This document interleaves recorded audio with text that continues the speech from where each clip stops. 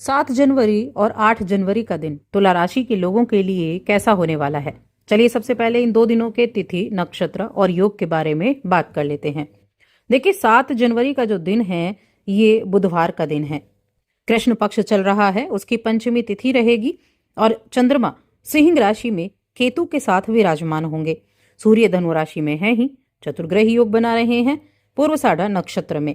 अब यहाँ योग क्या बनेंगे इस दिन? एक तो आयुष्मान योग बनेगा, सौभाग्य योग भी बनेगा और रवि योग भी बनेगा। वहीं 8 जनवरी को देखें तो गुरुवार का दिन है, कृष्ण पक्ष की षष्ठी तिथि है, चंद्रमा सिंह राशि में है शाम तक, उसके बाद शाम को इनका राशि परिवर्तन कन्या राशि में हो जाएगा और उत्तरा फाल्गुनी नक्षत्र में होगा। योग बनेंगे, रवि योग बनेगा, सौभाग्य योग बनेगा और शोभन योग बनेगा। अब ये जो योग है ना ये बड़े उत्तम है, जैसा कि नाम से है सौभाग्य और शोभन। सौभाग्य सौभाग्य देने वाला होता है और जो शोभन योग है इसके स्वामी गुरु बृहस्पति होते हैं। तो इन 2 दिनों में अब किस तरह से आपकी दिनचर्या व्यतीत होगी, क्या चीजें अच्छी रहेंगी, किन चीजों में आपको सावधानी रखनी होगी, चलिए जानते हैं विस्तार से। आगे बढ़ने से पहले छोटा सा निवेदन, चैनल पर पहली बार आए हैं, वीडियो आपको अच्छी लगी तो चैनल को सब्सक्राइब कर लें। दोनों दिनों की मैं एक साथ ही बात करूंगी क्योंकि दोनों दिन चंद्रमा सिंह में है और शाम को राशि बदलेंगे। तो हेल्थ से शुरुआत करते हैं, आपकी हेल्थ कैसी रहेगी? तो देखिए इन दोनों दिन अगर देखा जाए तो हेल्थ के मामले में बड़ा अच्छा दिन दिखाई दे रहा है। सिंह राशि यानी कि 11वें भाव में चंद्रमा, दृष्टि चंद्रमा की 5वें भाव में। अब ये जो गोचर है ना इसकी वजह से आप खुद को जोश से भरा हुआ, आशा से भरपूर पाएंगे और इन्हीं भावनाओं के कारण वो नई चीजें हो सकती हैं जिनकी उपस्थिति अपने जीवन में आप हाल ही में महसूस करने लगे हों।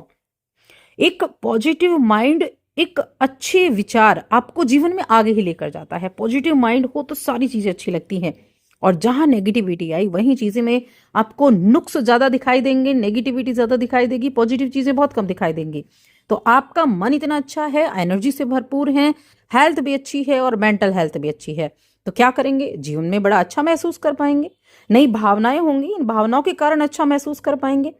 देखिए इस अवसर पर आपको क्या, जब करियर की बात हम करते हैं, करियर के क्षेत्र में जो अवसर हैं उन अवसरों का सही तरीके से इस्तेमाल करना और उन अवसरों को किस तरह से आप अपने अनुरूप उनके लिए आप काम कर सकते हैं इस पर सोचना, ये ज्यादा इंपॉर्टेंट है। कारोबार है आपका, नौकरी है आपकी, यहाँ पर अच्छी स्थितियां बनी हुई हैं, कामकाज में आपका मन लगेगा, दिन आपका बहुत ही बेहतर तरीके से चलने वाले हैं दोनों दिन। घर का माहौल अगर देखें तो घर का माहौल मिला जुला दिखाई दे रहा है। करियर के मामले में अगर देखा जाए, यानी करियर से बराबरी की जाए तो करियर के मामले में बहुत अच्छा है, लेकिन वहीं फैमिली, घर का माहौल ये थोड़ा सा उदासीनता लेकर आ सकते हैं।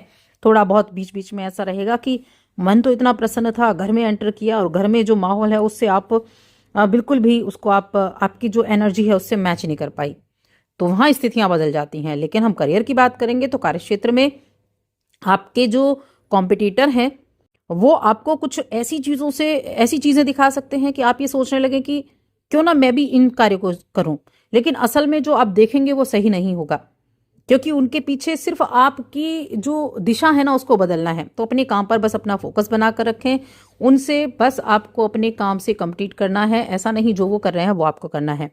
दिन अच्छे हैं, आप अपने साथ साथ दूसरों के लिए भी वक्त निकाल पाएंगे। और इसके अलावा देखिए कार्य क्षेत्र में आपको महसूस होगा कुछ ऐसी बातें हो रही हैं जो आपके बस में नहीं है। होता है कई बार हम जैसा चाहते हैं वैसे होता नहीं है, लेकिन फिर भी कार्य क्षेत्र बहुत अच्छा है, दिन बहुत अच्छा है, इतनी ही पॉजिटिविटी के साथ आप काम करेंगे। छोटी मोटी समस्याओं को इग्नोर करें, छोटी मोटी समस्याएं हमेशा जीवन में आती जाती रहती हैं, उनका समाधान मिल रहा है तो ठीक है, समाधान नहीं ढूंढ पा रहे हैं तो दूसरे काम में आप लगे। देखिए कुछ समय बाद चीजें कई बार शांत भी हो जाती हैं, इसलिए आप इस टाइम पीरियड में उन परेशानियों को टाल सकते हैं। और अगर आप कुछ चीजों को खरीदारी करने का काम करते हैं, यानी कि व्यावसायिक तौर पर आप कुछ प्रतिष्ठानों को खरीदने, उनमें निवेश करने, ऐसी चीजों पर काम करते हैं तो उसमें थोड़ा बहुत आपको चीजों को मैनेज करना होगा। उसमें आपको लोगों के साथ जब आप संपर्क करेंगे तो आपको थोड़ा डिसेंटली आपको अपनी वाणी पर काम करना होगा क्योंकि वहां बाधाएं आ सकती हैं। और ये बाधाएं आप कैसे मिटा सकते हैं? अपने संवाद के जरिए, अपने कम्युनिकेशन के जरिए इन बाधाओं को आप मिटा सकते हैं। तो ये दोनों दिन जो हैं देखिए जो 7 जनवरी का दिन है, यहाँ चीजें फिर भी बहुत बेहतर हैं। जो 8 जनवरी का दिन है, वहां जो चंद्रमा का नक्षत्र बदला, तो वहां पर क्या होगा कि थोड़ा सा आपको बस अपनी बुद्धि का ज्यादा इस्तेमाल करना है और सोच समझ कर कोई भी डिसीजन लेना है। किसी भी तरह के निवेश कर रहे हैं, नए सिरे से विचार करें, सोचें कि क्या चीजें आपने छोड़ी, क्या चीजें आपको नई दिखाई दे रही हैं, तो फिर से सोच विचार करके आप तब उस पर कोई भी पैसा लगाएं। क्योंकि इस जो निवेश से जुड़े हुए काम करते हैं ना, किसी तरह का इन्वेस्ट करने का काम करते हैं, कोई बिल्डिंग वगैरह हो गया, इसका से जुड़ा काम करते हैं, तो उनको 2 बार किसी भी कहीं भी पैसा लगाने से पहले अच्छे से सोच विचार कर करना चाहिए, वरना चीज़ें फिर परेशान कर देती हैं। अब बात करते हैं कि जो रिलेशंस हैं उनके मामले में कैसा रहेगा। तो प्रेम जीवन, देखिए प्रेम जीवन के मामले में देखा जाए तो हो सकता है आपका प्रेमी अपने मनोभावों को आपके सामने खुलकर ना रख पाए, यानी कि जो उसके दिल में है वो आपसे नहीं कह पा रहे हों। तो ऐसे में क्या करना है, उनको थोड़ा सा ऐसा फील कराना है कि वो अपने दिल की बातों को आपके सामने रख पाए, ऐसा लाइट फील कराना है, क्योंकि उनका फिर मन खिन रहेगा और यहाँ प्रेम जीवन को फिर हम अच्छा नहीं कहा जा सकता है। तो इसीलिए उनको बोलने का मौका दे ताकि वो अपनी बातों को आपके सामने रख पाएं। और वहीं हम वैवाहिक जीवन की बात करें तो ये वैवाहिक जीवन के लिए भी लागू होता है। जीवन साथी के खाने पीने पर ध्यान देना है। जीवन साथी का हेल्थ इम्प्रूवमेंट करने के लिए, डाइजेशन प्रॉब्लम हो सकती है आपके पार्टनर को, तो उनके थोड़ा सा खाने पीने की चीज़ों पर आपको थोड़ा ध्यान देना होगा। बाकी लंबे समय से चली आ रही कोई दोस्ती प्रेम में कन्वर्ट हो सकती है। और कोई भी मतभेद अगर चल रहा था तो निपटारा कर पाएंगे बातचीत से, उन चीज़ों को भी आप सॉल्व करते हुए दिखाई देंगे। अब बात करते हैं हम यहाँ शिक्षा की। शिक्षा के मामले में देखें तो तुला राशि के जातकों के लिए इस दौरान राहु पंचम में बैठे हैं और अभी एग्ज़ाम का टाइम भी चल रहा है। देखिए जो छोटे बच्चे हैं उनके लिए भी है, जो बड़े बच्चे हैं उनके लिए भी है। तो मैं बस एक ही चीज़ कहूँगी कि अभी चंद्रमा अच्छी स्थिति पर भी है और वहाँ राहु भी बैठे हुए हैं पंचमी शिक्षा के भाव में, तो ये मन को डाइवर्ट कर देते हैं कई बार। अगर आप कोशिश करेंगे, अगर आप राहु की बात मानेंगे, राहु की बात मानने का मतलब है कि आप अपने मन को एकदम केंद्रित करके रखें। उनको कुछ नया चाहिए।